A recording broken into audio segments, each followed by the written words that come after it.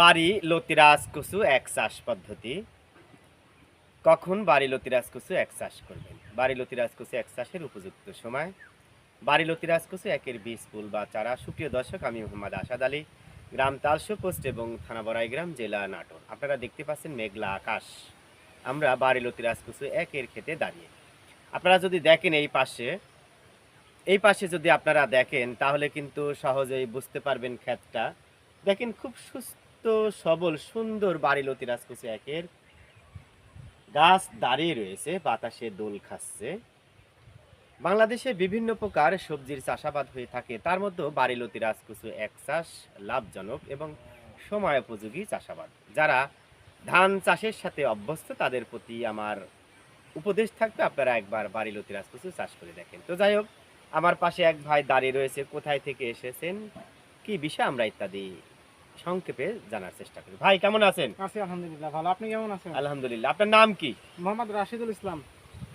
আহ, বাড়ি কোথায়? বাড়ি নাটোর জেলা বাগাতিপাড়া থানা, জয়রামপুর বাসা। তো যাই হোক, আপনি কি চারা নেওয়ার জন্য আসছেন? জি, আমি চারা নেওয়ার জন্য আসছি। ইতিপূর্বে কি বাড়িলতি রাজকচু এক চাষ করেছেন? না, ইতিপূর্বে এর আগে কখনো আমি কচু চাষ করি নাই। এই প্রথম। আসলে পেশা, আপনি কোন পেশার সাথে সম্পৃক্ত? আমি পড়াশোনা করি, প্লাস আমার ফার্মেসি আছে, যাক, আর কিছু ভালো। জমি জমা আছে, এটা দেখাশোনা করি। আপনি তো অসংখ্য ইউটিউব চ্যানেল দেখেছেন নাকি? জি তো এই সমস্ত চ্যানেল দেখেই কি বাড়িলতি রাজকচু এক চাষে উদ্বুদ্ধ হয়েছেন?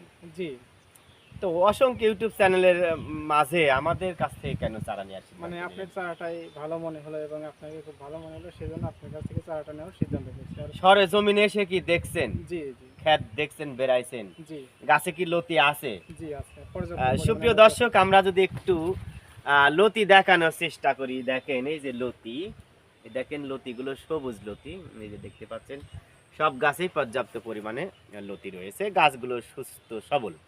বলা হয়ে থাকে বীজ ভালো ফসল ভালো, এমন স্লোগানকে সামনে রেখে কিন্তু আমরা প্রতিনিয়ত বাংলাদেশের বিভিন্ন জায়গায় বাড়িলতি রাজকচু একের বীজ ফুল বা চারা সব সরবরাহ করে আসছি। তো আপনি তো এখনো চারা দেখেন নাই নাকি? না, এখনো চারা অন্য দেখিনি। জমি থেকে চারা সংগ্রহ করতেছে। জি হ্যাঁ, আমরা আপনাদের ওই জমিতে নিয়ে যাব।